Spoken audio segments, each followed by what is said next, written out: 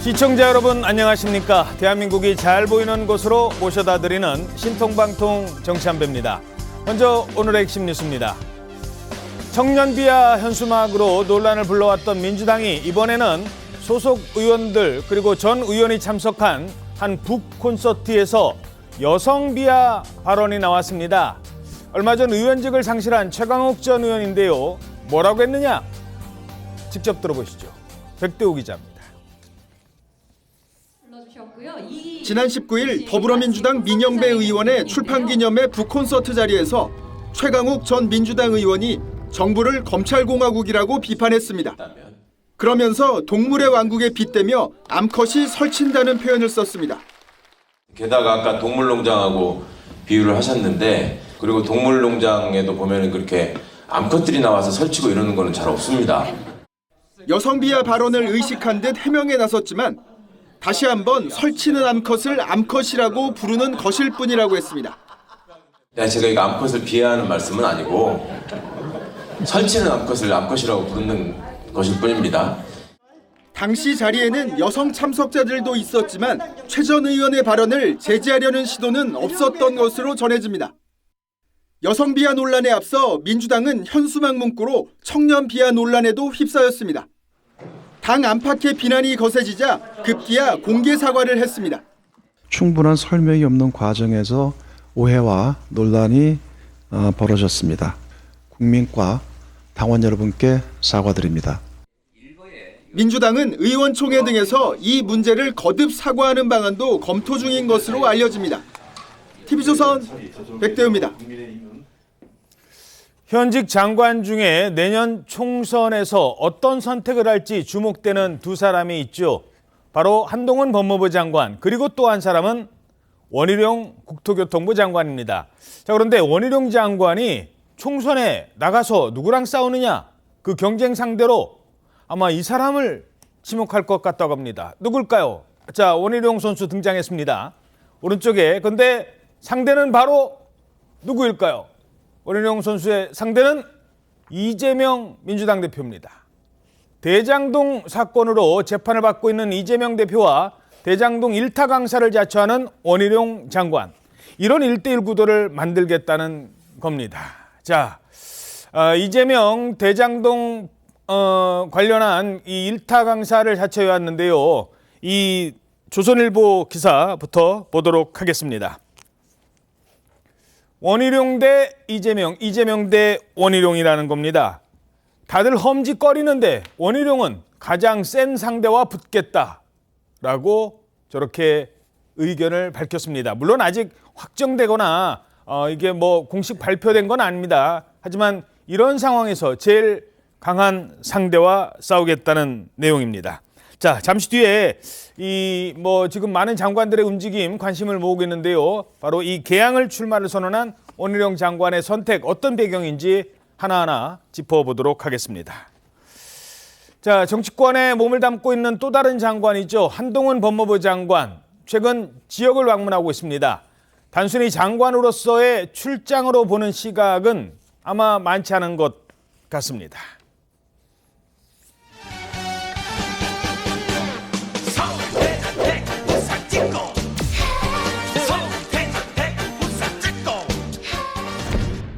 오래전에 예정된 통상적인 방문입니다.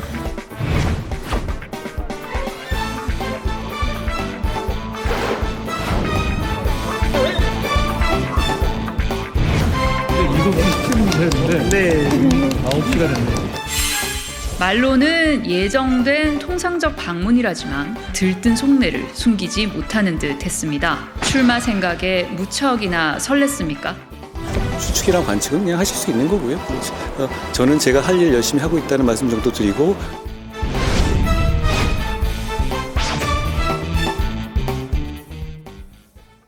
자, 어떻게 활용할 것인가?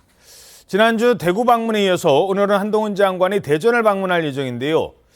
최근에 이 부쩍 늘었죠. 지역 행보. 이러면서 한동훈 장관 지지자가 뭘 만들었대요. 무슨 지도를 만들었는데 지도 이름이 동훈여지도입니다. 동훈여지도. 대동여지도가 아니라 동훈여지도예요? 네, 한동훈 장관의 팬이 만든 건데 이렇게 한동훈 장관의 얼굴이 현장을 방문할 때마다 일러스트와 함께 간 곳이 업데이트됩니다. 한 장관은 지난해 5월 취임 이후 1년간은 5차례 지역 순방을 했습니다. 방문 장소도 청주교도소, 부산 고등검찰청 등 법무부 내 기관으로 제안을 했었는데 지난 7월부터는 목포조선소, 전남도청, 전북 딸기 농가 등 다양한 민생 현장을 찾아서 시민들과의 접점을 늘리고 있습니다. 오늘은 말씀하신 대로 대전에 있는 한국어 능력평가센터 개소식에 참석하고 오후에는 카이스트 국제교류센터를 찾습니다. 예. 자, 대전에 오늘 또 인류한 혁신위원장이 간답니다. 그 부분도 잠시 뒤에 짚어보도록 하죠. 한동훈 장관 출마와 관련한 질문에 이렇게 말합니다. 중요한 일을 먼저 하겠다. 중요한 일을 먼저 하겠다. 무슨 의미일까요? 기자들이 궁금해하는 부분은 저 중요한 일, 저게 궁금한 게 아니고 그 다음 단계가 관심사항 아니겠어요? 총선에 출마하느냐 이거거든요. 근데 지금 한동훈 법무부 장관은 본인이 법무장관의 현직의 공무원으로 있으니까 그리고 총선 출마를 공식적으로 선언한 적은 없잖아요. 예. 그러니까 만약에 여기서 총선 출마와 관련해서 더 몇 발짝 나가면 아마 그 자체가 또 정치적 중립 의무 위반 이런 논란을 불러일으킬 것이기 때문에 아마 그 정도의 한계를 명확하게 지켜가면서 다만 이게 총선 출마를 과거에는 현 단계로서는 생각이 없다 이렇게 얘기해 왔는데 거기에서는 많이 진전된 얘기예요. 그렇죠. 그런데 딱히 이 발언만 가지고서 총선 출마 하는 거 아닙니까? 이렇게 얘기하기는 좀 어려운 측면. 그러니까 공식 선언하기 전 단계에 와 있다. 이렇게 보시면 될 거고. 예. 자, 그러면 이제 남은 거는 언제 공식 선언을 하느냐? 그것만 남은 거 아니겠습니까? 예. 여권에서는 이미 법무부 장관 후임자에 대한 인사검증에 들어갔다고 하니까 한동훈 장관이 그 총선 출마 안 할 것 같으면 후임자 검증을 왜 하겠어요? 전체적인 분위기는 출마 쪽으로 기울어 있는데 아직 공식 선언을 하지 않았기 때문에 저렇게 말을 할 수밖에 없다. 이렇게 말씀드립니다. 아, 저렇게밖에 말할 수밖에 없다. 아, 요게 좀 와닿는 부분이 지금 장관이잖아요. 만약에 한동훈 장관이 국민의힘의 총선 승리 이런 말을 한마디 기자들의 질문에 엮여서 한마디 했다가는 바로 그러면은 바로 공직선거법 위반 이런 논란이 탄핵, 불러일으키죠. 이러면서. 그게 과거 노무현 대통령이 열린우리당 후보가 많이 당선되는 것을 기대한다고 얘기했다가 바로 탄핵에 들어갔던 거 아니겠습니까? 예. 그러면 민주당에 탄핵 명분도 줄 수 있고요. 여러 가지의 문제점을 고려한 조치라고 봅니다. 요즘 말 조심해야 될 때입니다. 사실은 저렇게 관심을 모으는데 어떻게 보십니까? 최근에 그 한 장관의 행보. 한 장관 입장에서는 아마 오늘 행보도 아마 이 일종의 정책으로 쓰고 아마 정치로 읽어달라는 그런 속내를 분명히 갖고 있지 않을까 생각이 정책으로 들어요. 쓰고 정치로 읽어달라. 예. 근데 어제 한 이야기가 중요한 일을 먼저 하겠다. 그럼 이 중요한 일이라는 그 기준 누가 설정을 하죠?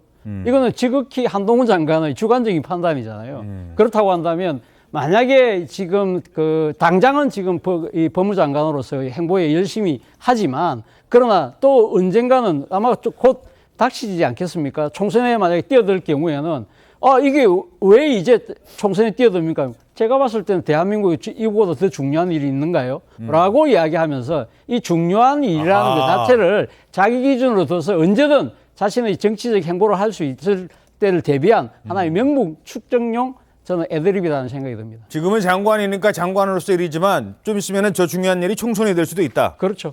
예. 자, 그런데 저희 TV조선에서 이 한동훈 장관 후임을 지금 물색하고 있다라는 보도를 최초로 전해드렸었는데 또 일각에서는 12월 초 개각 명단에 빠질 거다 이런 얘기도 있어요. 네, 저희 취재 결과에 따르면요. 한동훈 장관이 12월 개각 대상에 오르지 않았습니다. 일단은 최대한 장관 업무를 할 것으로 보이는데요. 공직선거법상 내년 총선에 출마하려면 선거 90일 전인 1월 11일 전까지는 공직을 내려놓아야 합니다. 이때까지 분위기를 살필 거라는 관측이 힘을 얻고 있습니다. 나아가 비례대표는 선거일 30일 전까지만 공직자를 사퇴하면 돼서 비례대표에 도전할 가능성도 있습니다. 민주당은 공천이 마무리되는 1월 말에서 2월 초에 한 장관 공천을 결정하는 방향으로 갈 것으로 보입니다. 예, 적어도 한동훈 장관은 지역인지 비례인지 어제까지만 해도 서울 종로 쪽 얘기들이 많이 나왔습니다만 아직은 딱히 확정이라고 보기는 좀 어려운 것 같습니다. 자, 한동훈 장관 출마설에 국민의힘도 조금씩 기대감을 지금 갖고 있는 것 같아요. 이분도 요즘에 혁신위에서 쓴소리를 내는 이분도 역시 기대감을 드러내고 있습니다. 그 한동훈 장관 총선 역할 어떻게 보실까요? 아직 정식으로 뭐 말씀 안 하신 것 같은데 뭐 환영합니다. 일단 그런 분들이 와서 도와야죠. 경쟁력 있는 분들이. 중도층도 끌어올 수 있다고 좀 보실까요? 한 장관님 굉장히 신선하고 좋잖아요.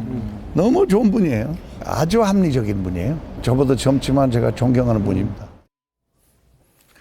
자, 많은 국민의힘 의원들은 한동훈 장관 필요하다. 지금 꼭 필요하다. 뭐 이런 얘기를 많이 해요. 그러면 한동훈 장관이 와서 어떤 역할을 해야 된다고 기대하십니까?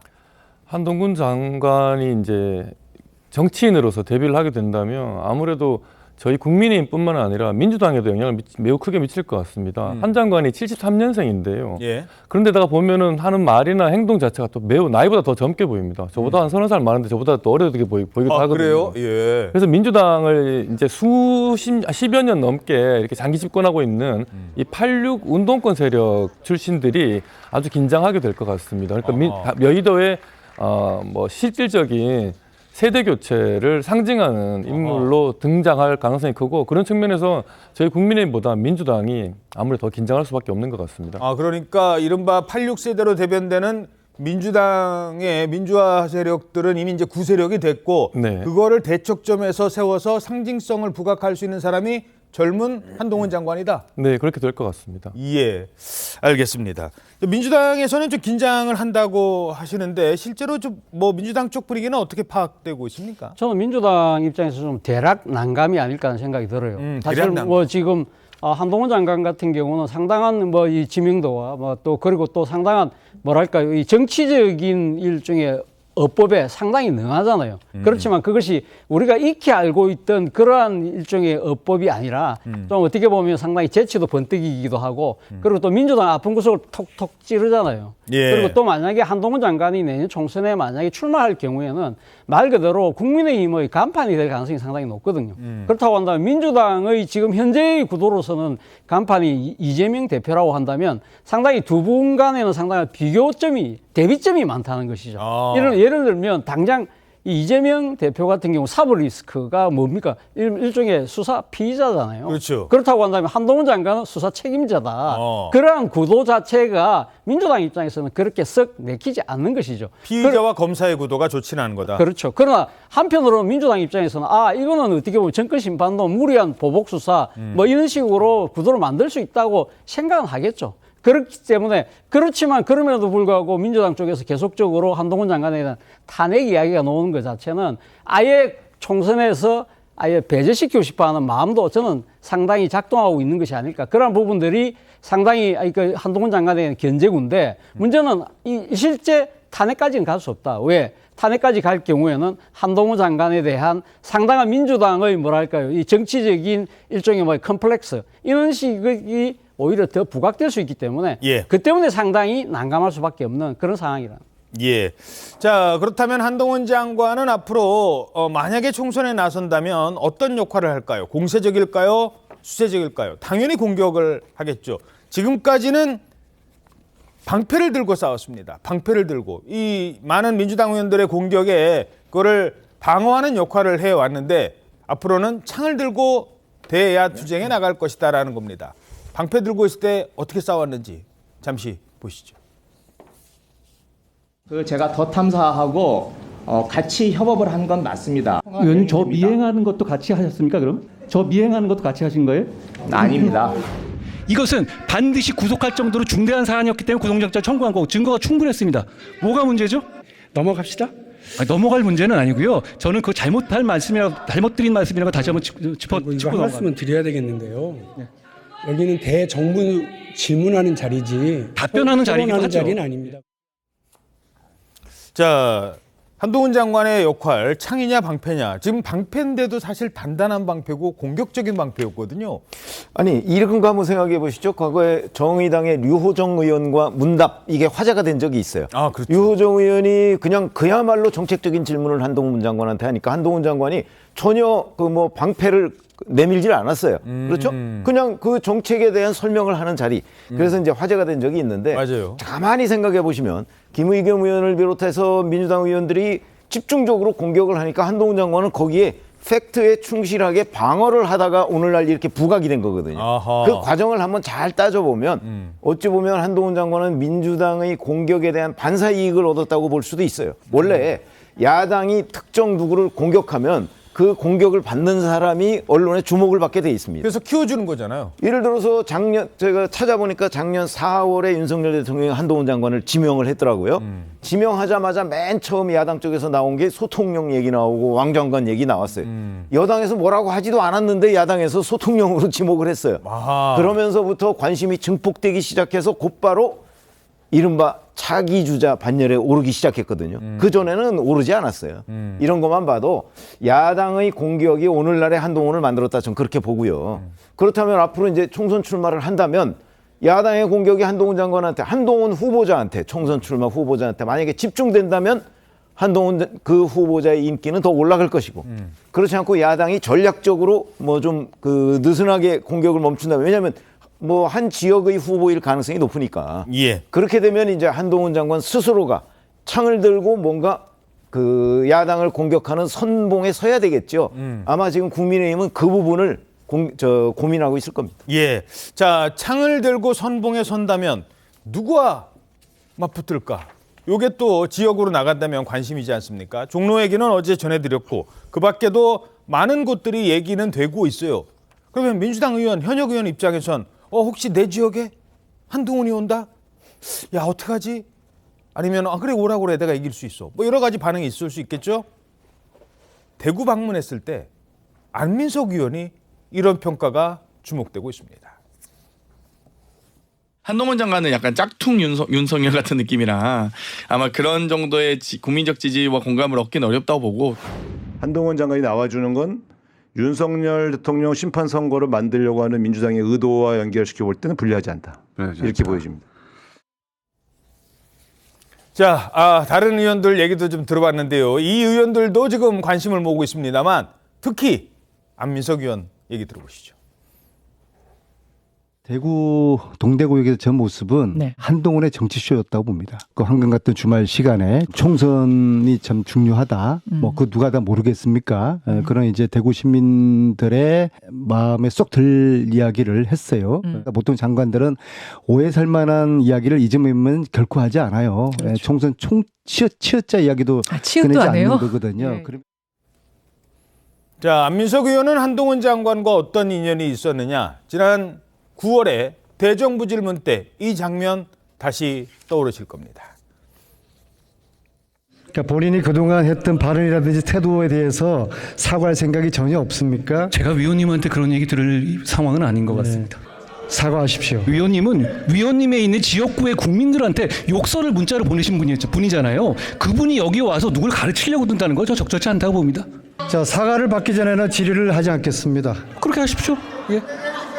그리고 위원님 아까 공익제보 말씀하셨는데 제가 기획단에 말씀드리겠습니다. 위원님은 윤지호라는 사람을 공익제보자로 추켜 세우면서 공익제보에 대한 어떤 그 제도의 존재 가치를 무너뜨린 분입니다. 그분이 공익제보를 얘기한, 저는 위원님께서 질의하시는 내용에 대해서 숭하지 못하는 점이 너무 많다는 점을 이 자리에 빌려서 말씀드립니다. 자, 아까 최병무 의원께서도 지적을 하셨습니다만 뭔가 공격을 하면 그 공격에 대해서 반응을 하는데 정말 생각지도 못했던 팩트들이 나온다는 겁니다. 옛날에 지역 구민한테 욕설했잖아요.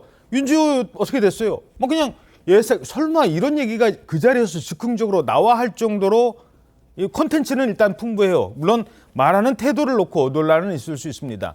자, 이런 많이 싸웠던 분들, 정청래 의원, 뭐 안민석 의원 이런 분들이 과연 이제 대부분 다 수도권이니까 수도권에 출마한다면 어떻게 생각할까요? 그 부분도 좀 궁금하거든요. 아마 그분들 입장에서는 한동훈 장관이 국민의힘의 총선 간판이 되는 부분에 대해서는 아마 본인들 개인적으로는 상당히 바람직하다고 생각할지도 모르겠어요. 그러니까 본인들이 상당히 선명성, 그러니까 민주당의 정체성을 아주 강하게 부각시키는 그런 측면에서 보면 상당히 정치적 소재로 활용할 수가 있겠죠. 그러나 전반적으로 민주당의 입장에서는 앞서 제가 말씀드린 대로 상당히 조금 난감할 수밖에 없을 거라는 거죠. 우리가 보통 선거를 이야기할 때 중요한 변수를 세 가지를 이야기하거든요. 예. 구도, 바람, 인물인데 그렇죠. 사실 어떻게 보면 이 한동훈 장관이 그러니까 국민의힘의 당 간판으로 나설 경우에는 수도권, 뭐 서울을 포함한 수도권 전체에 상당한 나름대로의 이 정치적 구도 자체가 상당히 앞서 제가 말씀드린 대로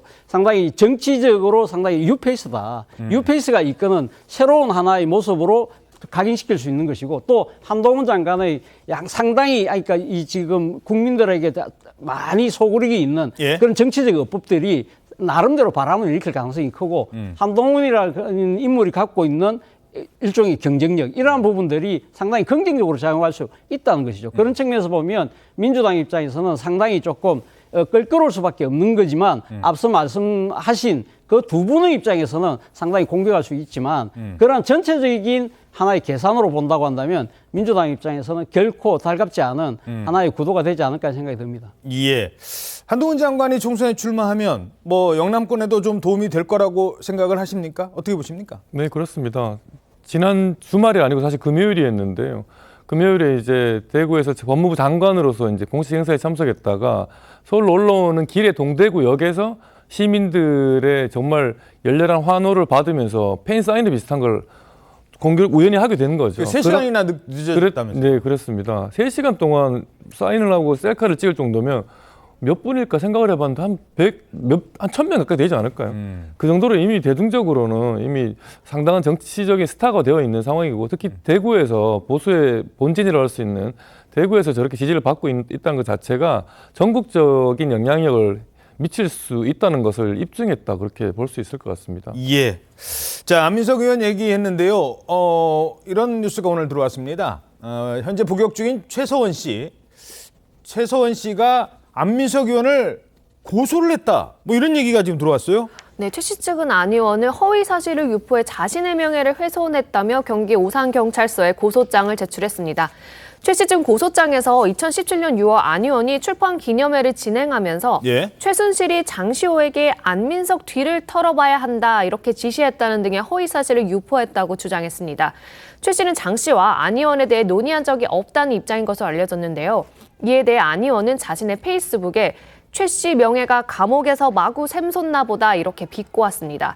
그러면서 정권이 바뀌자 검경이 최순실의 손을 들어주고 기소를 남발하니 최 씨가 신이 난 모양이라며, 총선을 앞두고 이 정권과 과거 회기 세력이 국정농단을 부정하고 탄핵을 부정하고 촛불 시민혁명을 부정하려는 나쁜 의도라고 주장했습니다. 예. 자, 어찌됐든 지금 최서원 씨는 계속 그 안민석 의원을 상대로 자신의 명예 뭐 이런 것들을 주장하고 있습니다. 자, 한동훈 장관 얘기를 해봤는데요. 한동훈 장관뿐만이 아닙니다.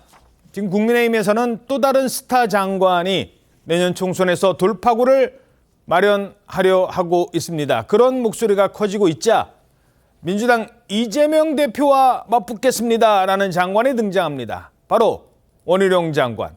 대선 기간 대장동 1타 강사로 이재명 대표의 저격수 역할을 했었죠. 특히 이 발언입니다. 이재명 대표가 했던, 바로 지금 이거 재판 중이잖아요. 선거법 위반으로 했던 협박받은 겁니다. 바로 이 발언의 대척점에 있는 인물입니다. 그거는 국토부가 요청해서 한 일이고, 공공기관 이전 특별법에 따라서 저희가 응할 수밖에 없는 그런 상황입니다. 이제 국토부에 저희한테 다시 이제 일종의 압박이 왔는데, 만약에 안 해주면 직무유기 뭐 이런 걸 문제 삼겠다고 협박을 해서 국토부가 정식 공문을 보냅니다. 이것은 법적인 구속력이 있는 게 아니고 국가의 정책에 따라서 지방 공공 이전에 대한 협조를 요청하는 것이니 마음에 안 들면 알아서 하시라. 공문이 그걸로 끝납니다. 그럼에도 불구하고 이걸 협박이라고 이제 이재명 시장이 주장을 했는데요. 당시에 백현동과 관련된 성남시 공무원들이 집단적인 거짓말이고 누명 뒤집어 씌우기다. 이 억울함을 반드시 밝혀야 된다고 생각합니다.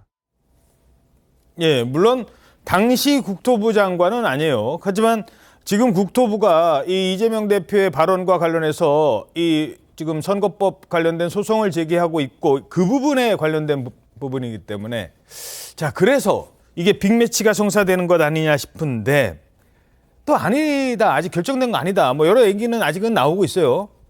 네, 원 장관은 이 대표 저격수의 적임사라는 평가에는 큰 이견이 없습니다.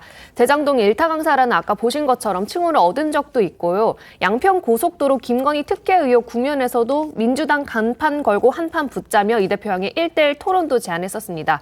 지금 그런 만큼 국민의힘 내부에서도 원 장관에 대한 기대가 커지고 있는데요. 예. 국민의힘 관계자에 따르면요, 원 장관을 총선에서 어떻게 활용할지 지금 결정하는 건 이르지만 본인이 원하면 이재명 대표와 대결하는 것도 얼마든지 가능한 카드라고 말하기도 했습니다. 또 다른 관계자는 국민의 입장에서 개항을은 상당한 험지이기 때문에 원 장관이 낙선하더라도 큰 손해를 보지 않는다며 되레 근소한 차로 패배하면 지고도 이겼다는 평가를 받을 수 있다, 이런 말도 나오고 있습니다. 예. 원 장관은 직접적으로 거취와 관련해서는 말을 아끼고 있지만 원 장관 측 한참모는 원 장관이 주변에 총선에 출마한다면 가장 센 상대와 붙어야 하지 않겠느냐, 이런 취지로 말한 적이 있다며 그런 맥락에서 개항을 출마 가능성도 열려 있는 것으로 보인다고 했습니다. 예. 그래서 내년 총선에 만약에 이 매치가 성사가 되면 많은 사람들이 관심을 끈다는 거예요.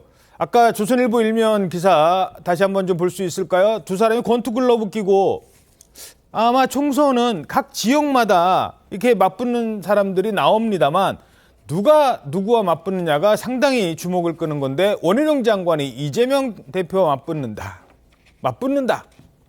야, 근데요, 이거 제가 처음 하는 말 아닙니다. 원희룡 장관이 사실은요, 이재명 대표를 향해서 한번 붙읍시다, 전에도 이런 얘기 한 적이 있다니까요. 그때 언제 했느냐? 양평고속도로 때. 다시 한번 들어보시죠. 제가 전적인 책임을 집니다. 저의 정치 생명과 장관직을 걸었지 않습니까? 민주당은 민주당 간판을 거십시오. 자, 이재명 대표 민주당 간판 걸고 붙읍시다. 민주당 간판 걸고 붙읍시다. 물론 저 때는 양평고속도로와 관련해서였지만 결국은 붙게 됐잖아요. 붙게 된 거는 아직 확인된 내용은 아니지만 예. 이제 여권에서 검토를 하고 있는 것인데, 사실상 인천 계양을이라는 데는 지금 국민의힘 입장에서 보면 험지 수준을 훨씬 넘어요. 그렇죠. 뭐 거의 사지에 가까운 그런 수준이라고 볼 수 있는데, 자, 거기에 이재명 대표의 저런 것들이 이제 전형적인 자객 공천이거든요. 예. 인천 계양을 아마 어디에 있는지도 원희룡 국토부 장관은 잘 모를 가능성도 있어요. 에이, 설마 그건 아니겠지만. 예를 들어서 예. 아니 그 정도로 그 원희룡 장관한테는 거기가 가본 적도 없는 곳일 가능성. 물론 이재명 대표도 가본 적이 없는 곳이죠, 원래. 원래는 그래 송영길 전 대표 자리였으니까. 그렇죠. 그렇긴 하지만 여하튼 거기에 가서 자, 이재명 대표하고 붙겠다 그러면 원희룡 장관의 경우엔 국회의원 3번 했고요. 그다음에 도지사 2번 했고 이제 장관도 했습니다. 예. 사실 뭐 국회의원 선수 하나 늘리는 것이 원희룡 장관한테 큰 의미가 있는 건 아닙니다. 그렇죠? 그러니까 전체적으로 이재명 대표의 지역에 가서 본인이 지든 이기면 뭐 곧바로 그야말로 대권주자가 되고 이재명 대권주자에 한 발 앞서가고 이재명 대표의 어떤 대권 의지를 꺾을 수 있는 결정적 전기를 마련할 수가 있는 거고, 그렇지 않더라도 적어도 이재명 대표가 어떤 전국적인 그 지원 유세 같은 거를 못하도록 제어하는 효과가 있거든요. 예. 만약에 저게 그 성사가 된다고 한다면 이재명 대표는 그러면 거기 지역구에 묶일 가능성이 있어요. 그렇잖아요. 지난번 그렇죠. 보궐선거하고는 완전히 개념이 다르죠. 달라요. 이건 총선이잖아요. 어허. 그러면 민주당 지지자들로서는 이재명 대표가 전국 순회를 해가면서 도와줘야 되는데 그거에 제약이 있다고요? 그러면 이재명 대표가 비례대표로 슬쩍 물러날 수도 있어요. 왜 그러냐면 전국 지원 유세를 해야 되니까. 그렇네요. 그런 여러 가지의 변수가 있기 때문에 원희룡 장관으로서는 손해볼 일이 별로 없다. 그래서 저는 충분히 가능한 카드라고 봅니다. 그러니까 이 장기로 말하면 먼저 이제 수를 딱 두는데 뭐 수가 보이는데 이쪽에서 포가 쑥 들어오니까 내가 여기서 차를 움직여야 되나 말아야 되나 이제 그런 상황. 이제 왕이니까 특히 왕이 움직여야 되느냐 말아야 되느냐는 상황이거든요. 그렇죠. 아니 그래서 이른바 이제 행마라고 하잖아요. 바둑도 그렇고 그런 것들을 상대방이 마음대로 할 수가 없어요. 원희룡 장관이 그 지역에 가면. 그렇기 때문에 아마 그 실제 공식화되면 이재명 대표의 고민이 그때부터 시작이 될 것이다, 이렇게 생각합니다. 이야, 그렇군요. 자, 그렇다면 당시에는 자, 이재명 대표 한번 붙읍시다 했을 때 이재명 대표는 뭐라고 응수했을까요? 이렇게 얘기했었습니다. 현 정부에 참여하시는 분들은 도박을 좋아하는 것 같습니다. 뭘 자꾸 도박을 합니까? 도박 좋아하는 것 같아요. 뭘 이렇게 권력을 하고 뭘 이렇게 도박을 하려고 그래요. 아니, 저 때 상황이랑 지금 상황을 대비를 해도 비슷한 얘기가 나올 수도 있을 것도 같고 어떻게 보세요? 뭐 이재명 대표가 이번에 어떻게 반응을 할지는 정확하게 모르겠습니다만 제가 봐도 상당히 이 원희룡 장관의 개항을 도전은 일종의 정치적 도박인 것 같아요. 왜냐하면 일단 정치적 명분은 저는 상당히 약하다는 생각이 듭니다. 너무 정치공학적이잖아요. 이러한 부분들이 사실은 성남을 기반으로 해왔던 이재명 대표가 갑작스럽게 개항을 놓았을 때 모든 사람들이 다 뜬금없다고 이야기했잖아요. 그랬었죠. 그만큼 뜬금없은 하나의 그 정치적 행보로 비칠 가능성이 있다는 것이고요. 두 번째는 이재명 대표가 과연 개항을 계속 출마할까요? 지금 이 민주당 내에서도 이재명 대표가 험지로 가라는 이야기가 많은데 안동 가라는 분도 있어요. 안동 가라는 분도 계시잖아요. 근데 만약에 한동훈 지금 원희룡 장관이 앉아 가려고 준비하고 있는데 빼버리면 닥쳤던 뭐 되잖아요. 예. 그런 것도 있고 또 하나는 사실은 이 개항을 해서 지난번 보궐선거 때 국민의힘 후보 윤영선 후보라는 후보가 상당히 선전을 했어요. 이분이 뭐 3번인가 4번 출마를 하면서 나름대로 그 지역을 열심히 일궈나왔거든요. 예. 그런데 갑자기 중앙당에서 낙하산으로 내려오는 이런 식의 정치 행태가 과연 바람직할 것인가 라는 부분도 한번 생각해 볼 필요가 있다는 거죠. 예. 자, 이게 사실 아까도 얘기했습니다만 국민의힘에서 인천 계양을은 뭐 험지보다 더한 사지라고 하는 이유가 있어요. 이재명 대표가 누구한테 물려받았어요? 송영길 전 대표한테 물려받은 지역구입니다. 민주당에서 12년 동안이나 12년을 내리 연속으로 승리를 한 곳입니다. 자, 이렇게 되면 이재명 대표의 홈 경기예요. 홈그라운드. 근데 거기에 어웨이 출전을 하는 거예요. 원희룡 장관은. 하나만 더 미리 말씀드리면 원희룡 장관의 앞길은 사람들이 아이 총리 정도 해도 되잖아. 이제 총리 가면 돼. 왜냐하면 장관까지 했고 뭐 도지사 다 했고. 그런데도 그 자리를 버리고 가는 자리인데 남의 홈그라운드에 직접 뛰어든다. 어떻게 보십니까? 그러니까 본인 스스로가 어떻게 보면 이제 고난을 자초하면 자처하는 건데요. 그 당을 위해서도 본인을 위해서도 저는 정말 나쁘지 않은 선택이 될 거라고 생각이 됩니다. 그 원희룡 장관 같은 경우에는 앞서도 말씀하셨습니다만 정치 경력, 행정 경력이 아주 충분하신 분이죠. 사실 그래서 다음 저희 당의 유력한 대권 주자로 불리기도 하는데 이런 상황에서 이재명 대표와 직접 맞붙겠다는 걸 미리 이제 선전포고를 함으로써 오히려 자신의 체급도 높일 수 있고 저희 당의 또 선택처도 넓혀주는 효과가 있는 것 같습니다. 그리고 또 특히나 또 이재명 대표에 대한 압박이 될 수도 있어요. 이재명 대표를 자꾸 내가 가서 이제 이재명 대표 붙어보겠다. 예. 원희룡 장관 같은 분이 그렇게 말을 함으로써 이재명 대표가 운신의 폭이 매우 좁아질 것 같습니다. 정치의 고향인 성남이 아닌 민주당 입장에서는 매우 그 꽃밭이라고 할 수 있는 개항을 선택하면서 이재명 대표가 상당히 비난을 많이 받았는데 다음에 또 개항에 출마를 또 한다는 것 자체가 스스로 이제 당대표가 본인 스스로한테 셀프 특혜 공천을 주는 거나 마찬가지거든요. 그런데다가 또 원희룡 장관이 와서 내가 붙겠다고 하면 더더욱 이재명 대표가 개항에서 출마하기가 어려운 상황이 될 것 같고요. 그래서 뭐 앞으로 선거제 개편도 이제 있어야 됩니다만은 뭐 비례대표 후순위를 받는다거나 아니면 영남 지역 출마한다거나 그런 선택을 하게 될 수밖에 없을 것 같습니다. 예. 반면에 또 원희룡 장관 입장에서는 저도 뭐 크게 손해보지 않는 거예요. 워낙에 불리한 곳에 가서 졌기 때문에. 그런 어차피 원희룡 장관의 꿈은 대통령일 거 아니에요. 현재까지로 봐서는. 그렇지만 원희룡 장관이 만약에 지금 아까 말씀드렸습니다만 개항을 도전하겠다고 했는데 만약에 이재명 대표가 딴 데로 가버릴 경우는 그럼 거기서 그러면 만약에 본인이 그러면 다른 지역구로 가기가 상당히 애매해진다는 것이죠. 사실은 이 원희룡 장관의 이 출마 예정지를 두고 많은 논란이 있었잖아요. 예를 들면 고향에 심상정 의원 지역구에 간다는 이야기가 있으니까 심상정 의원이 뭐라고 이야기했습니까? 어금니 꽉 깨무시라 이야기할 정도로 사실은 어떻게 보면 후계자 입장에서 보면 원희룡 장관의 출마 예정지가 여기 갔다가 저기 갔다가 원희룡 장관은 뭐 지금 뭐랄까요?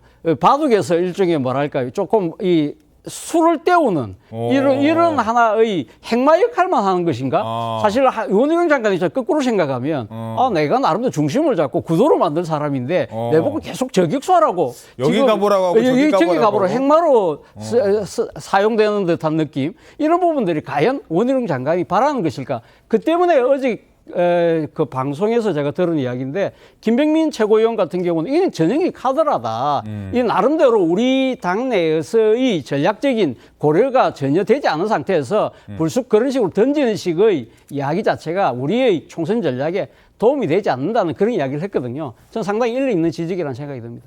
예. 근데 제가 보기에는 국민의힘의 총선 전략에 상당히 도움이 될 거라고 저는 봐요. 그러니까 아까 말씀드렸듯이 그 원희룡 장관이 만약에 이재명 대표와 맞붙겠다라고 하면 이재명 대표는 그 자리를 지키거나 아니면 지켰을 때 전국적인 그 지원 유세를 아무래도 제한적이죠. 못하게 될 가능성이 대단히 높아요. 거기 아무리 국민의힘이 어렵다고 하더라도 원희룡 장관 정도가 내려가면 뭐 사실 그 아마 호각지세를 이룰 가능성이 있거든요. 예. 그러니까 다른데 그 신경 별로 못 움직이고 이렇게 이재명 대표의 발을 묶는 효과가 있죠. 예. 그다음에 또 하나 이제 본인 뭐 만약에 이길 경우 뭐 그러면 뭐 완전히 그 여러 가지의 그 본인의 앞날에 정치적 미래에 진짜 화려한 그 어떤 서막을 여는 게 되는 거고 또 하나 당내로 볼 때도 사실은 지금 그 인요한 혁신위원장이 뭐 친윤이나 이런 사람들 수도권 험지 출마 불출마 얘기를 했을 때 아무도 반응을 보이지 않고 있잖아요. 그 매기 효과도 기대할 수 있는 거예요. 예. 원희룡 장관이 희생을 자처하면서 물론 본인이 희생을 안 하려고 하는데 당에서 뭐 등 떠밀어서 나간다고 하면 좀 다르지만 지금 원희룡 장관은 그런 희생할 의지가 있는 거잖아요. 그렇기 때문에 당내로 봐도 좋고 당 외에 민주당을 압박하는 것도 좋고 이래서 여러 가지의 효과적인 카드로서 지금 여당이 검토를 하고 있는 것으로 저는 봅니다. 이제 바로 그 점입니다.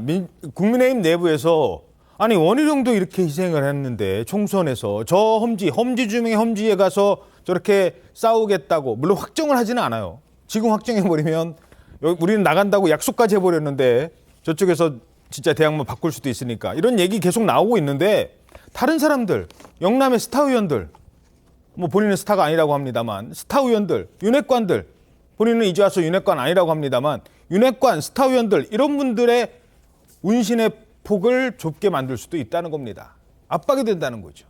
자, 인재 영입 얘기 슬슬 나오기 시작을 하는데 얼마 전에 인요한 혁신위원장 이런 얘기를 해왔던 인요한 혁신위원장을 만났던 김기현 대표 이렇게 얘기합니다.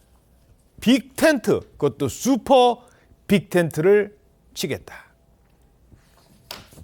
우리 국민의힘은 나라의 발전적 미래를 고민하는 모든 분들과 함께 슈퍼 빅텐트를 치겠습니다. 보수적 인사의 영입 못지않게 많은 국민의 의견을 대변하는 각계각층의 인물들을 모시는 것 역시 중요합니다.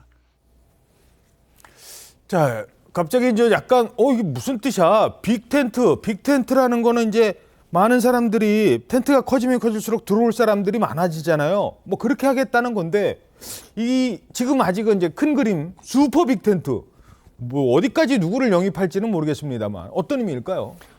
김기현 대표가 지금 얘기하는 거는 그 반명연대로 봅니다. 반 이재명 연대. 그건 뭐냐면 자 시대 전환에 있는 조정훈 의원이 국민의힘에 입당했죠. 예. 그다음에 지금 민주당의 이상민 의원이 이제 아마 곧 탈당하고 뭐 엊그제 보니까 국민의힘 입당을 강력히 시사를 했어요. 예. 그 가능성 비명계 이제 가능성이 있죠. 그다음에 뭐 양향자 그 뭐 한국의 희망인가요? 예. 그 대표가 그 지금 국민의힘의 아주 고위 관계자로부터 정중하게 예의 있는 연대 제안을 받았다 이렇게 얘기를 하고 있어요. 지금 의원들 강의도 하고 있어요. 그러면 벌써 상당한 정도의 이 빅텐트가 그 가시화되고 있는 거예요. 다만 이제 이준석 전 대표는 지금 신당 만들겠다고 하고 있잖아요. 네. 그러면 국민의힘의 비주류는 지금 떨어져 나가려고 하는데 외부에 있는 세력은 반명연대로 뭉친다. 이렇기 때문에 과연 슈퍼 빅텐트가 될 것이냐 이건 의문부호가 찍히지만 적어도 이 김기현 대표는 그걸 목표로 지금 나아가고 있는 것만은 분명해 보인다. 그러나 그게 성사가 될지는 미지수다 이렇게 얘기를 할 수 있겠습니다. 김 의원님 그 슈퍼 빅텐트 안에 혹시 영남에 뭐 신당 만들어서 어떻게 해보겠다는 이준석 전 대표도 포함이 될까요? 지금 저희 당으로서는 이준석 대표의 뭐 분당이라든 탈당을 기정사실화하고 있지는 않습니다.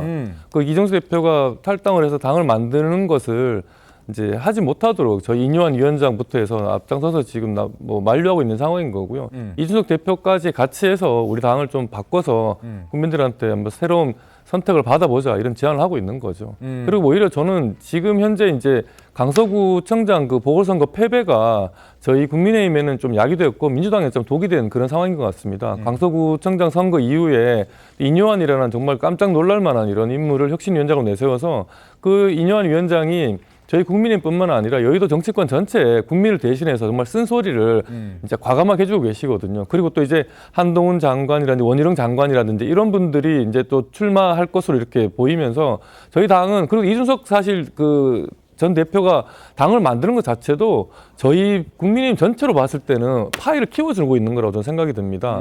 마치 그래서 18대 이제 총선 같은 경우에 이명박 대통령이 당선되자마자 이제 총선을 했는데요. 그때 이제 한나라당이 153석을 했고, 한나라당 내에서 이탈한 비주류 진영이라고 할 수 있는 친박 진영이 또 아주 많은 의석을 또 차지했습니다. 그리고 또 선진당까지 해서 범보수 진영이 200석을 넘긴 적이 있었거든요. 근데 지금 민주당 같은 경우는 이재명 대표 한 사람한테만 모든 게 쏠려 있고 관심과 권한이라는 게, 이재명 대표가 여기서도 확장을 하지 못하면은 아주 위축될 수밖에 없는 상황인 것 같습니다. 그래서 민주당이 상당히 지금 위기에 있다, 저는 그렇게 보고 있습니다. 국민의힘은 점점 그 파이를 키울 수 있다. 요 분 얘기만 더 들어보고 질문 드리겠습니다. 자, 커진 텐트 안에 들어오실 분이 있습니다. 저희 스튜디오에는 일주일에 한 번씩 들어가셨던 분이에요. 자, 오선의 이상민 의원 얘기 들어보시죠. 나가고 싶은 마음도 꿀떡 같아요. 왜냐하면 너무 막 정념이도 떨어졌고 아주 진절이 나고 민주당을 탈당을 한다. 그러면은 사실 국민의힘에 가는 것을 배제하고 생각할 수가 없죠. 제가 가서 제 정치적 꿈을 펼칠 곳 적합하다면, 또 저를 반긴다면 가죠. 이준석 전 대표 혼자만으로는 약점도 있고 한계도 있습니다. 혼자는 못합니다. 자, 오늘 대전 카이스트에서 이상민 의원과 인유한 혁신위원장이 만날 예정이라고 합니다. 인유한 위원장을 만나요. 물론 인유한 위원장이 인재영입 위원장은 아닙니다만 어떤 얘기 드리고 갈까요? 아무래도 이상민 의원 입장에서는 인유한 위원장이 지금 제기하고 있는 여러 가지 혁신 방안에 대한 적극적인 지지를 이야기를 하지 않을까요? 만약에 국민의힘이 혁신위 안을 수용할 경우에는 이상민 의원 입장에서는 지금 국민의힘까지 갈 생각도 있잖아요. 그렇다고 한다면 나름대로 정치적 명분이 만들어지는 것이죠. 이제 국민의힘은 그 이전의 국민의힘이 아니라 상당히 변화되고 혁신된 모습이기 때문에 내가 여기 몸담을 수 있다는 그런 정치적인 논리를 만들 수 있기 때문에 아마 그런 이야기를 할 것 같은데, 제가 생각했을 때는 이상민 의원의 이번 결정은 상당히 아마 좀 비판을 많이 받을 거라는 생각이 들어요. 왜요? 본인이 그런 이야기 했잖아요. 정남이가 떨어진다고 자신이 지금 몸담고 있는 당에 대한 이야기를 했는데, 그런 이야기 할 수 있죠. 그거는 당내에 있을 때는 이야기는 할 수 있지만 떠나면서 만약에 이런 식의 이야기를 한다는 건 말 그대로 먹던 우물에 침 뱉는 격이 될 수 있다는 것이고, 그리고 사실은 오선 의원이에요. 오선 의원이라는 이 상당한 이 지금 정치적인 성장까지, 본인은 지금 정치적 꿈을 펼치기 위해서 딴 데로 간다고 했지만 그동안의 이 오선이라는 그 꿈을 펼칠 동안에 정치 울타리가 되어줬던 일종의 친정격인 민주당에 대해서 이런 식으로 이야기하는 것 자체는 상당히 저는 이 정치적 도의상으로도 문제 있다는 생각이 들고요. 무엇보다도 사실 떠나는 이유 중에 하나가 이재명의 사당화 때문에 떠난다고 이야기하잖아요. 앞서 제가 지금 인유한 혁신안을 수용을 하면 바뀔 수 있다고 하지만, 과연 지금 현재의 국민의힘이 사실은 용산 출장소라는 이야기하면서 대통령의 사당처럼 많은 분들이 비판을 하고 있잖아요. 과연 그것이 얼마만큼 바뀌었느냐. 그렇다고 한다면 일종의 진영을 옮기는 정치적 명분으로서는 너무 토대가 약하다는 겁니다. 최병무 의원님은 이제 거의 기정사실화 됐다고는 했습니다만. 그렇죠. 아니, 국민의힘이라는 그 특정 정당을 거론했다는 자체가 그전에는 배제하지 않는다 수준이었는데 지금은 거론하는 것 자체가 저는 가능성이 매우 높아졌다고 보고요. 지금 이제 말씀하신 저 부분은 저는 완전히 민주당 시각이라고 봅니다. 객관적으로 본다면 이상민 의원의 생각은 지금 민주당은 과거의 민주당이 아니라고 얘기를 해서 지금 정남이가 떨어졌고 진저밀머리가 난다, 이렇게 된 거거든요. 그러니까 지금 민주당은 완전히 이재명 대표의 사당으로 바뀌었기 때문에 본인은 원래 열린우리당 출신입니다. 중간에 자유선진당을 잠깐 갔었지만 원래 열린우리당으로 정치를 시작한 사람이거든요. 그러니까 그런 입장에서 본다면 지금의 민주당은 민주당의 정통성을 상실했다. 그렇기 때문에 자기는 떠날 수밖에 없다, 이런 얘기로 지금 이제 유권자들한테 호소를 할 거예요. 저는 그런 호소에 상당히 동의하는 유권자들도 많을 거라고 보기 때문에 명분이 약하다는 건 민주당 전통적인 지지자들 이런 사람들 중에서는 그렇게 생각하는 사람이 좀 있을지 모르겠으나 아마 중도에 있는 사람들로서는 그 선택이 왜 이재명 대표의 사장화가 지금 진행되고 있기 때문에 그래서 뭐 가는 것도 충분히 이해할 수 있다는 사람도 많을 것으로 그렇게 저는 관측이 됩니다. 알겠습니다. 자, 다음 소식은요. 현수막과 관련된 얘기부터 먼저 전해드리죠. 민주당에 뭐 모르겠고 정치 그런 거 몰라, 경제 몰라, 그냥 돈만 벌면 돼 라고 생각한다는 청년을 기준으로 총선 앞두고 국민적 정서를 건드렸다는 비판을 받고 있습니다. 현수막 논란, 결국 처음에는 내 잘못 아니라고 했잖아요. 업체 잘못이라고 했잖아요. 하지만 고개를 숙였습니다. 외부 전문가들의 파격적인 홍보 컨셉을 담은 아니었는데 결과적으로 당에서 세심하게 살피지 못하고 시행 과정이 진행됐습니다. 업체에 떠넘길 것이 아니라 당의 불찰이었고 당무를 총괄하고 있는 사무총장으로서 국민과 당원 여러분께 사과드립니다. 자, 김 의원님, 물론 청년 세대, 청년 세대 중에 이제 한 분이라고도 저는 보는데 젊은 세대 입장에서 봤을 때는 아니 우리 청년들이 정치는 모르고 경제도 관심이 없고 오로지 돈이나 뭐 벌고 이런 얘기하면 좀 뭐합니다만 코인을 하고 뭐 그런 사람인 줄 알아라고 하는 그 정서 이거 상당히 잘못했다고 생각하지 않으십니까? 네, 정말 말도 안 되는 어처구니 없는 일이 일어난 거죠. 우리 청년들 아주 이기적이고 또 무지성적인 존재로 아주 그냥 극혐을 한 그런 일이라고 생각을 하고요. 그래서 민주당에서 왜 이런 일이 일어났을까 한번 생각을 해보면 민주당 내 의사결정 구조가 그만큼 수직화되어 있다. 그리고 좀 이재명 대표를 중심으로 한 일부 세력이 아주 독선적으로 당을 운영하고 있는데 그런 와중에 나타난 뭔가 부작용이다 이렇게 볼 수도 있을 것 같습니다. 이런 게 당내 다양한 구성원들이 같이 논의하고 토의했다면 당연히 걸러졌을 일인데요. 그렇지 못했다는 것이 민주당 내 현재 지금 지도 체제의 문제를 드러낸 거라고 생각을 하고요. 이재명 대표 체제의 문제에서 비롯된 거다? 네. 그리고 또 하나는 지금 뭐 저희 당에서 그런 말을 했습니다만은 지금 현재 민주당의 주류라고 할 수 있는 86 운동권 이 세력들이 과거에 본인들이 좀 젊었을 때는 노인을 비하하다가 본인이 이제 환갑쯤 되어서 장년이 되었을 때는 또 청년을 비하하고 있는 거 아니냐. 이 86 운동권 세력이 주도하고 있는 민주당의 구조적인 또 한계가 드러난 거다라고 볼 수도 있을 것 같습니다. 얼마 전에 송영길 전 대표가 그 어린 땡땡 그런 발언까지 포함해서요. 네네. 자, 근데 이 부분도 좀 짚어보죠. 조정식 의원이 이제 해명을 했는데 저 해명을 두고도 거짓 해명 얘기도 나오고 있어요, 일부. 네, 민주당 지도부는 현수막 논란에 대해 사과를 했을 때 업체에 떠넘긴 것은 당의 불찰이라고 했습니다. 그러면서도 티저 현수막 문구가 지도부에 보고된 건 아니었다 이렇게 설명을 했는데요. 이 또한 거짓으로 드러났습니다. 이미 현수막 용역을 맡은 홍보기획사 대표가 지난주 금요일 최고위원들 앞에서 프레젠테이션을 했고 이 프레젠테이션을 할 때 현수막 문구 내용도 들어있었던 겁니다. 아, 그때 이미 거기 있었군요. 네, 그렇습니다. 민주당은 오늘 의총에서 이 현수막 논란과 관련해 의견을 수렴할 것으로 보입니다. 아, 그렇군요. 아니 사실 그 당에서 전국적으로 현수막을 내보내잖아요. 같은 문구로 나가는 경우가 많습니다. 그랬는데 그게 우리 당에서는 몰랐어요. 업체에서 그게 이해가 안 됐던 거였어요. 아마 사실 민주당 입장에서는 상당히 좀 뼈아픈 아마 지적을 아마 지금 당하고 있는 것이 아닐까 생각이 드는데요. 사실 민주당 입장에서는 사실 청년층에 대한 지금 표심을 잡아야만 내년 총선에 이길 수 있다는 생각을 분명히 하고 있겠죠. 지난 대선 때 상당히 그러니까 근소한 차로 졌을 때 2030의 표가 이탈한 그 때문이라는 지적이 상당히 했잖아요. 그렇기 때문에 청년층을 어떤 식으로든 포용해야 되겠다는 생각이 아마 강했던 것 같아요. 근데 뭐 앞서 말씀하셨습니다만 이 문구가 드러내고 있는 것은 말 그대로 청년들의 욕망, 더 나아가서는 탐욕만 지금 이렇게 지적하는 거잖아요. 그래서 이렇게 하면 우리는 어떤 식으로든 당신들의 욕망과 탐욕에 상당히 도움을 줄 거야라는 식의 접근 방식, 이러한 부분들은 청년에 대한 이 지금 비하를 넘어서 청년에 대한 멸시라는 생각도 들고요. 또 하나는 민주당의 가치나 정체성하고는 분명히 동떨어진 하나의 일종의 뭐랄까요 캠페인이 될 수밖에 없는 것인데 이런 부분들에 대해서 그러면 과연 민주당 내에서는 충분한 자각이 없었느냐. 뭐 제가 민주당을 약간의 변명을 만약에 한다고 한다면 아마 홍보업체가 이야기했을 때 이건 아마 시안입니다.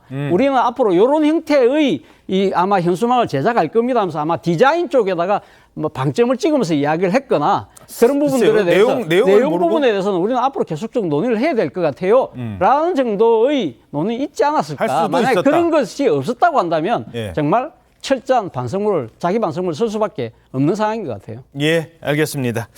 자, 그런데 이 와중에 민주당에서 또 발언 논란이 제기가 되고 있습니다. 자, 일단 홍보 전문가로 여기 그 민주당에 그 영입이 됐어요. 정청래 의원 지역구, 정청래 의원 공천 탈락시키고 국회의원 한 번 했던 손혜원 전 의원이 홍보 전문가였거든요. 원래 그 카피 더불어민주당 더민주 이 이름도 사실 손혜원 전 의원이 만들었거든요. 손혜원 전 의원이 이걸 보자 이렇게 얘기를 했습니다.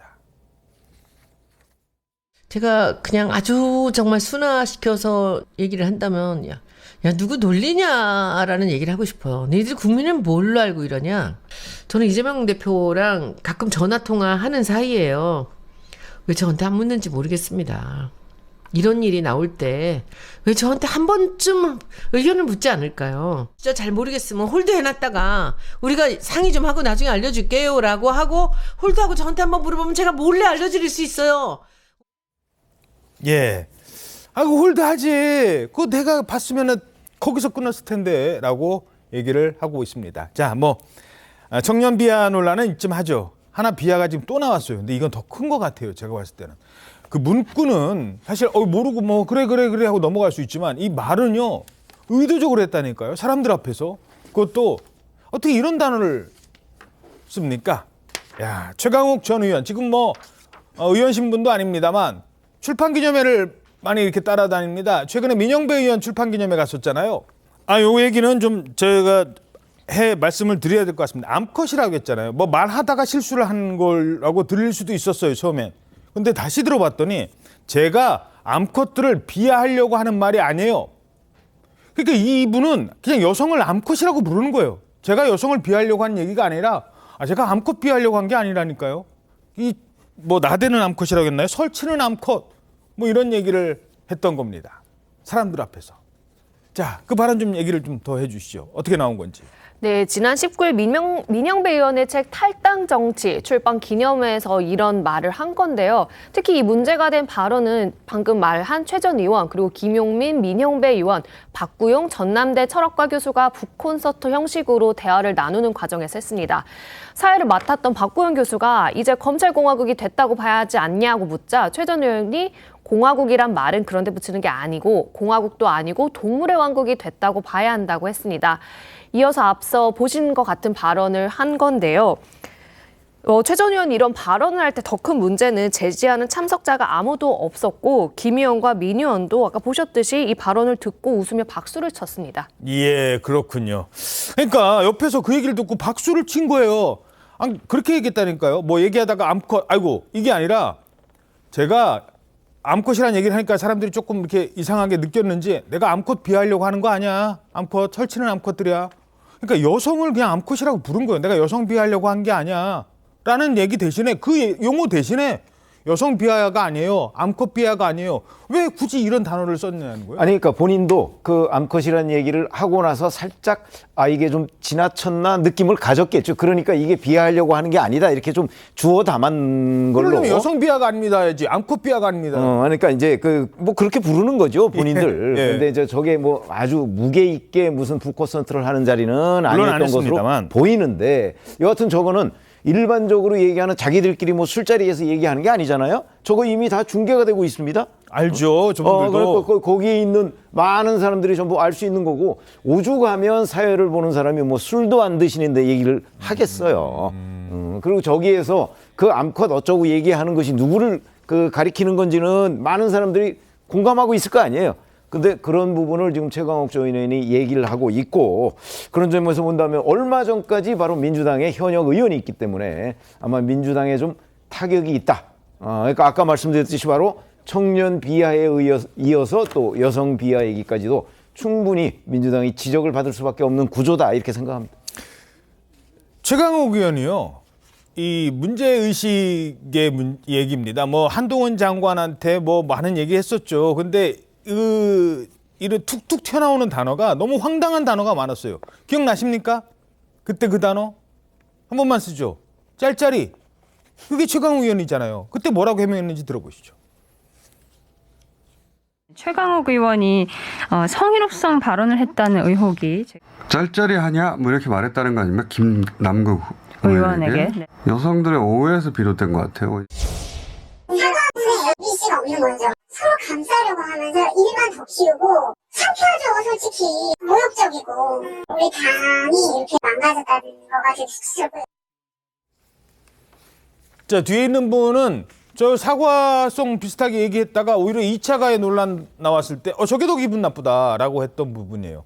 자, 논란 어떻게 보셨습니까? 이번에 최강욱 의원의 발언은 정말 부적절했죠. 사실 뭐 최강욱 의원 입장에서는 아마 지금 윤석열 정부의 통치 형태에 대해서 아마 통렬한 비판을 아마 가하려고 했던 것 같아요. 말 그대로 그러니까 이제 조지 오웰이 있었던 동물농장이 당시 스탈린의 전제 통치 제도에 대한 강력한 비판을 상당히 동물 사회에 비유해서 해서 상당한 나름대로 소구력이 있었던 부분이거든요. 딱 그까지만 했으면 딱 좋을 뻔했는데 사실은 아주 부적절한 발언을 통해서 말 그대로 여성 비하 논란에 휩싸일 수밖에 없는 상황이잖아요.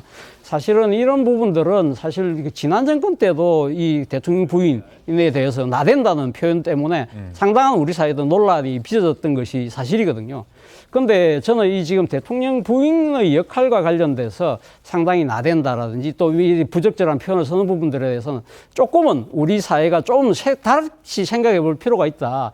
공교롭게도 어젠가요? 그러니까 로잘린 카터라고 카터 대통령의 부인이 돌아가셨어요. 그런데 어제 제가 미국 방송이나 영국 방송을 들으니까 이 뉴스의 초점이 뭐냐면 영부인의 새로운 하나의 영역을 개척했다. 예를 들면 이 정신건강법과 관련된 이러한 법을 입법을 하는데 지대한 역할을 했다는 거예요. 왜냐하면 이 지금 이 정신장애자들이 미치는 사회적인 여러 파장들에 대해서 국가가 적극적으로 나서야 된다고 해서 입법을 한 그러한 사례를 하면서 영부인의 새로운 하나의 이 사회 영역을 만들었다. 상당히 높게 평가를 하는데 우리도 좀 이 대통령 부인에 대해서 역할에 대해서는 뭐 물론 이 시시비 있는 비는 있을 수 있습니다만 그러한 영역을 나름대로 존중하는 그러한 이 뭐랄까요 정치적인 이 일종의 뭐랄까요 바라보는 시각이 좀 필요하지 않나 하는 생각이 듭니다.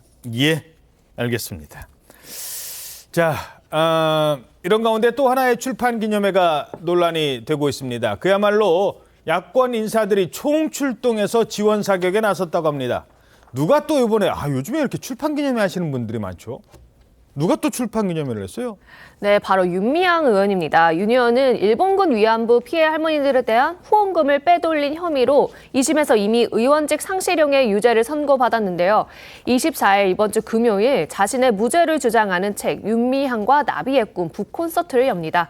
출판 기념회에는 조국 추미애 전 법무부 장관 그리고 최강욱 전 의원이 지원 사격에 나섰습니다. 조 전 장관은 축하 영상을 통해 윤 의원의 마녀 사냥을 보며 울컥했다. 동병상련의 마음이라고 말했습니다. 최강욱 전 의원은 사회를 맡고 추미애 전 장관은 이야기의 손님으로 등장할 예정입니다. 이재명 대표는 책 추천사에서 윤 의원이 이 책을 통해 강조하는 것은 할머니들과의 약속이라며 대법원의 최종 판결이 남아있지만 윤 의원의 진심을 잘 아는 입장에서 아쉬울 수밖에 없다. 2심 판결에도 불구하고 윤미향 의원의 꺾이지 않는 마음은 여전할 것이라 믿는다고 했습니다. 예, 뭐 어찌됐든 뭐 책이야 쓸 수 있어요. 책이야 그리고 출판기념회 할 수 있죠. 정치인들의 가장 합법적인 모금 후원 활동이니까요. 근데 출판기념회 때 나오는 책의 정가는 2만 원. 2만 원 주고 책 쓰는 분들, 책 사는 분들 제가 알기로는 출판기념회 때 거의 없습니다. 적어도 10만 원, 50만 원. 책 한 권에, 책 몇 권에. 이 부분은 좀 논란이 될 수 있어요. 자, 지금 신문에 나왔던 내용인데요. 일단 오늘자 신문 이 내용 논란이 됐습니다. 함께 보시죠. 깜깜이 돈봉투 비판에도 선거철만 되면 쏟아지는 그들만의 출판기념회. 요즘에는요. 내년에 총선 출마도 하지 않는 구청장이 막 이 출판기념회 열고요. 오늘 쓴 게 아니에요. 2년 전에 나왔던 책 다시 출판기념회하고 12월 달만 되면 출판기념회하고 총선 앞두고 출판기념회 합니다. 아니 이게 그러니까 편법적인 정치자금의 통로 역할을 하고 있는 거죠. 왜냐하면 이게 불법은 아닙니다. 그러니까 출판기념회에서 어느 정도 이 돈을 모을 수 있느냐, 뭐 이거는 이제 물론 그 의원의 평판이나 이런 거에 따라서 조금씩 다르기는 하지만 예. 대개의 경우 지금 왜 지금 출판기념회가 많냐 이렇게 얘기하죠. 총선이 4개월 정도 있었으니까 그 총선에 나오기 위해서 하는 거잖아요. 예. 근데 윤미향 의원의 경우에는 자 2심에서 지금 의원직 상실령에 해당하는 선고를 받았어요. 자 이제 3심 언제 나올까요? 아마 총선 전에 나오거나 아니면 혹시 총선에 뭐 당선이 되더라도 국회의원 임기 시작하는 게 5월 30일이잖아요. 아마 그 전에 대법원 확정 판결 나올 거요. 그러면서 지금 출판기념회를 통해서 돈을 모은다? 이거는 저는 뭐 총선용이다 이렇게 우리가 이해해 주기가 굉장히 어렵습니다. 그렇죠. 이거는 뭐 또 다른 그렇잖아도 그 일본군 위안부 할머니들에 대한 후원금 횡령 뭐 이런 부분으로 이제 유죄를 받았는데 물론 2심입니다. 이거는 물론 2심이죠. 2심인데 이 성격이 그거와 또다시 유사한, 왜냐하면 사실상 총선 출마를 못할 가능성이 많은데 그럼에도 불구하고 지금 출판기념회를 한다는 거잖아요. 이런 점에서 그리고 더군다나 뭐 조국 전 장관, 뭐 추미애 전 장관 뭐 이런 사람들이 쭉 나온다고 하면 저것도 민주당에 과연 얼마나 도움이 될 것인가? 뭐 저는 의문입니다. 예, 알겠습니다. 책은 읽으라고 만드는 겁니다. 팔라고 만든 게 아니라. 다음 소식입니다. 국가대표 축구선수 황의조 선수가요, 성관계 동영상을 불법 촬영한 혐의로 경찰에 입건됐습니다. 최근 피의자 신분으로 경찰 조사를 받았는데 일단 황의조 선수는 혐의를 부인하고 있대요. 박한솔 기자입니다. 황의조 선수의 전 여자친구라고 주장하는 한 여성이 SNS에 글을 올린 건 6월입니다. 황 씨가 다수 여성과 성관계를 했고 피해를 주고 있다며 황 씨와 여성들의 은밀한 모습이 담긴 사진과 동영상을 공개했습니다. 논란이 일자 황 씨 측은 근거 없는 내용의 루머라며 루머에 강력히 조치를 취할 것이라는 입장을 밝혔습니다. 그런데 경찰 조사에서 황 씨가 여성 여러 명과의 성관계 장면을 불법 촬영한 정황이 포착됐습니다. 유포된 동영상과 사진 속 여성 일부가 경찰에 동의 없이 촬영된 것이라고 진술한 겁니다. 황 씨는 월드컵 아시아 지역 예선 경기를 치르기 위해 19일 중국으로 출국한 상황. 황의조 선수는 출국하기 하루 전 불법 촬영 피의자 신분으로 경찰 조사를 받았습니다.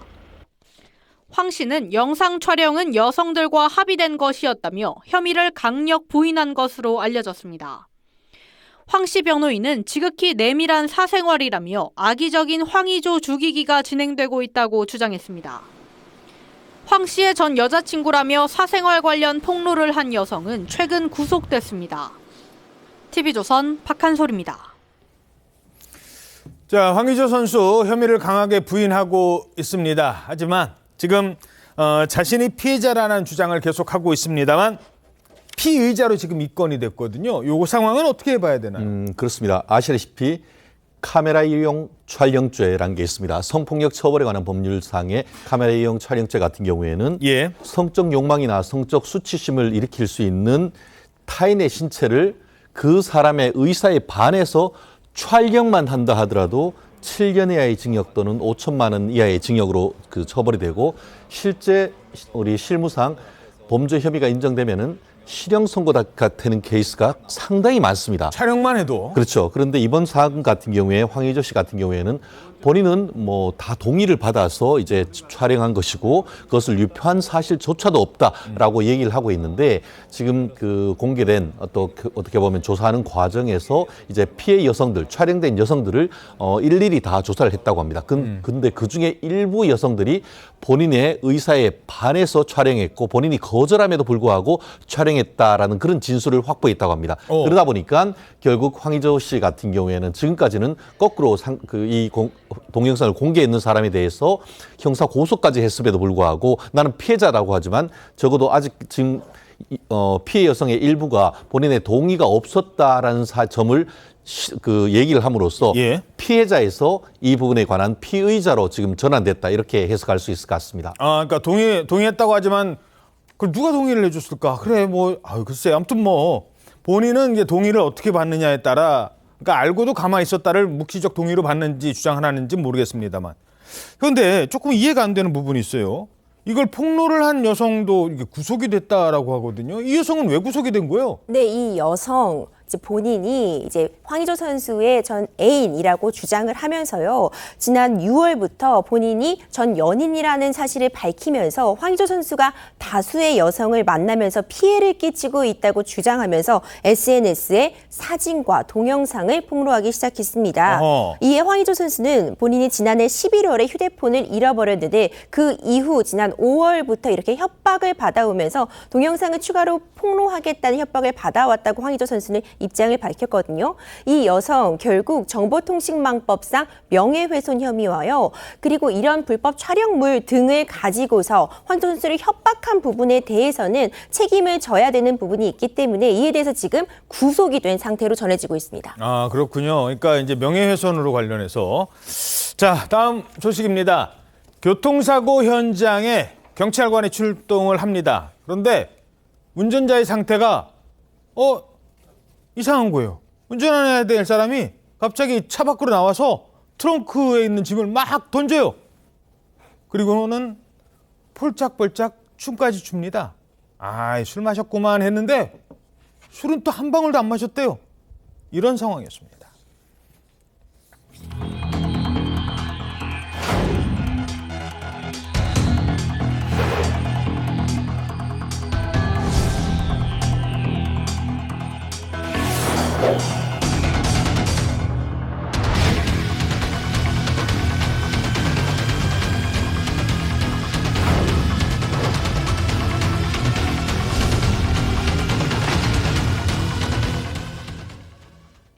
이야, 갑자기 차 세워놓고 도로에다가 막 짐 꺼내놓고 춤추고 왜 저러는 거예요?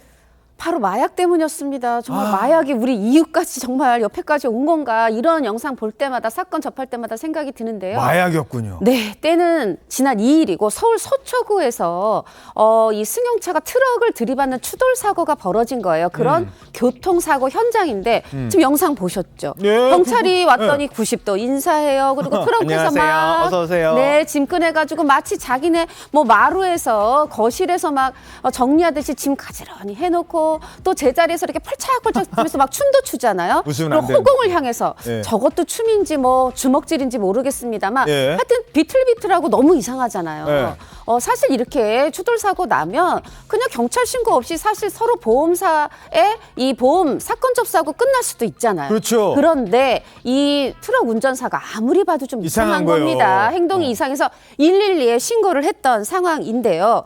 아니 그러니까 경찰이 와서 보고 아니 또 여성분이고 하니까 이거 술 마셨나?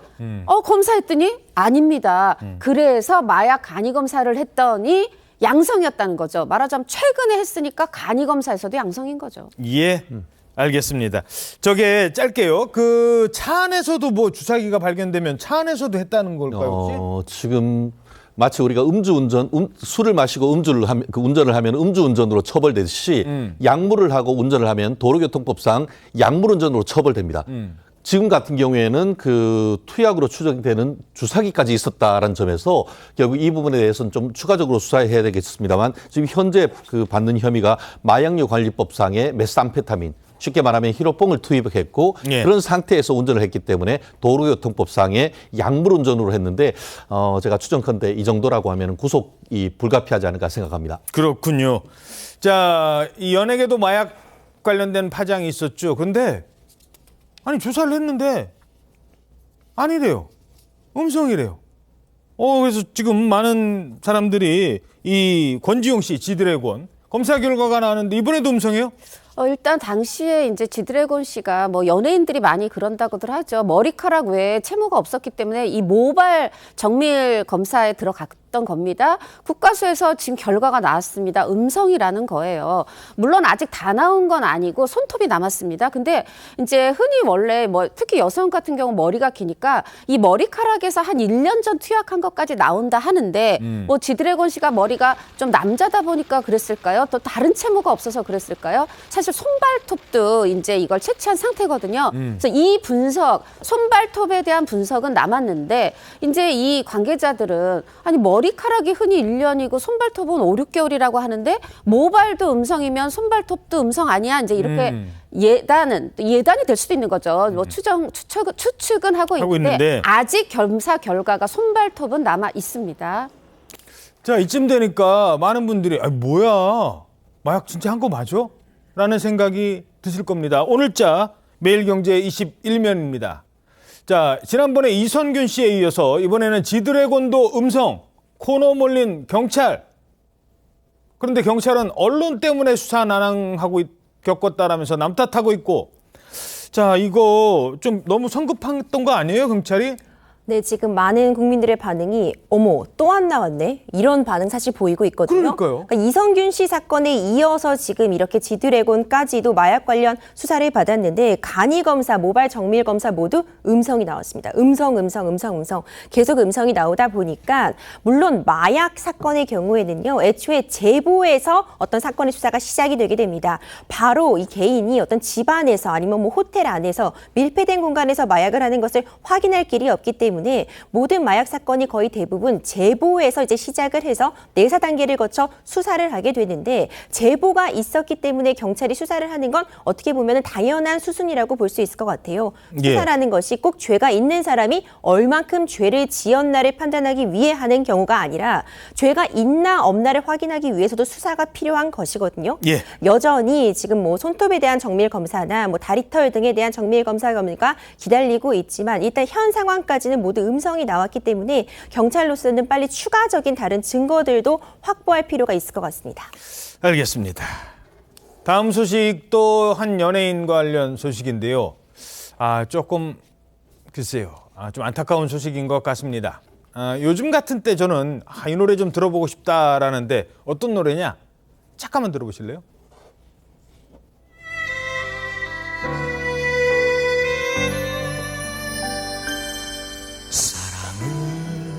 야, 이 부분부터 듣기 시작하면 끝도 없이 들어야 됩니다. 바로 지금 그대로의 모습으로 뭐 그 노래거든요.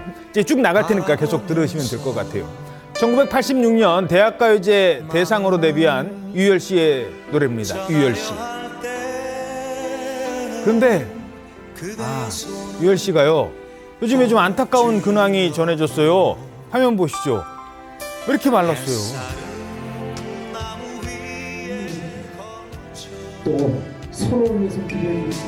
지금 저게 유열 씨의 모습이에요, 홍 기자? 맞습니다. 그리고 수척하기도 하지만 목소리도 좀 뭔가 막 힘이 느껴지진 않잖아요. 힘이 없잖아요. 지금 들으셨던 노래가 말씀하신 대로 처음 그대로의 모습대로 그때가 1980년 대학가요제가 대단했어요. 이 노래가 대상이었고 금상은 이정석 씨의 첫눈이 온다고요.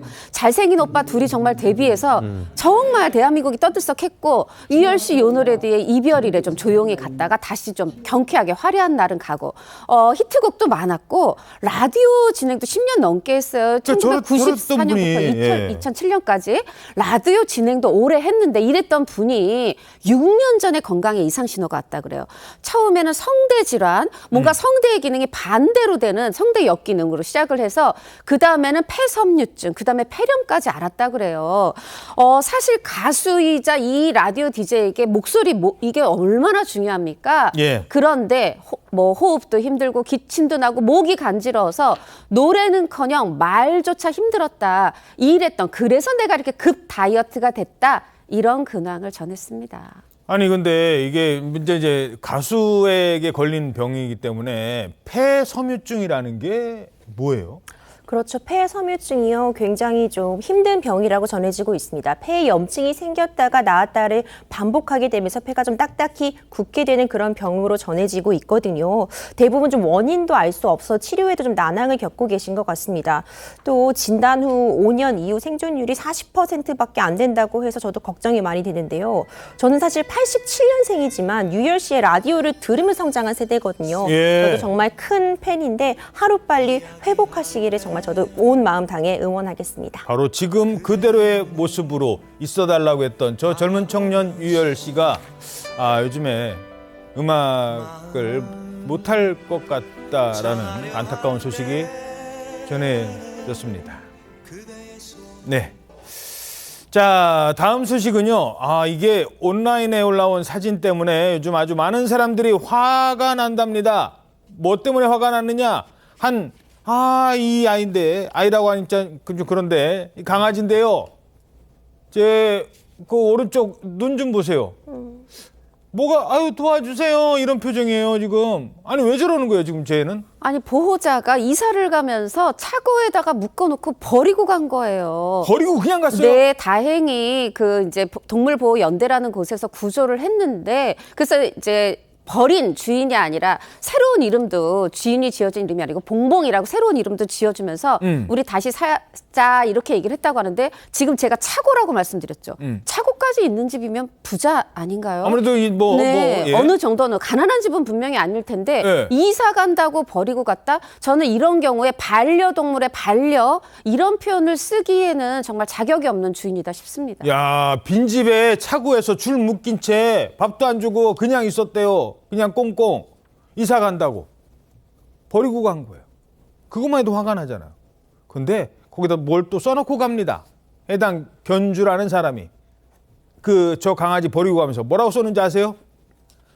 우리 똘똘이 좀 잘 돌봐주세요. 이사 가는 바람에 하고 나선 저 뭡니까? 기분 좋을 때 쓰는 저 하트에 큐피트 화살 날아가고 눈웃음 치고. 야, 그래서 밑에 이거 보고 분노주의. 아니, 지금 강아지는 굶어 죽게 생겼는데 아무도 안 돌봐줄 것 같은데 돌봐주라고요? 나 이사 가니까 이제 더 이상 못 키운다고요? 왜 그러면 방치를 하고 그냥 저렇게 두고 가냐고요?